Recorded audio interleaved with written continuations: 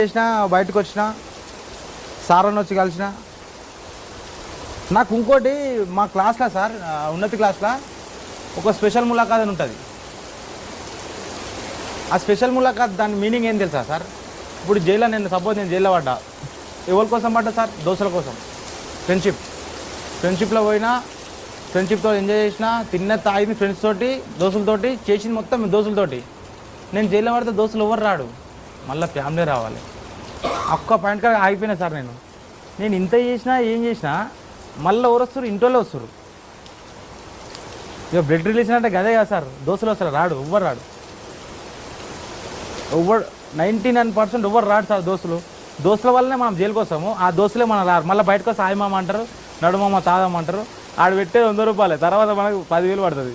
First మనం చెడగొట్టేది వాడే దోస్తు, ఒకడు ఉంటాడు. అట్లా బాగా ఆలోచించాను సార్ నేను. మా అమ్మ మా నాన్న వచ్చారు, నాతోటి ఒక 50 మంది స్టూడెంట్స్ ఉన్నారు. అందరి పేరెంట్స్ని పిలిపించి ఇదే చెట్లపల్లి జిల్లా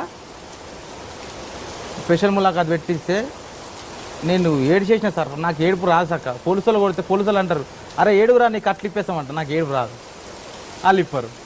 అట్లా ఫస్ట్ టైం ఒక మస్తు ఏడ్చేసిన సార్ మా వాళ్ళని చూసి, మా అమ్మని నాన్నని తమ్ముని చూసి.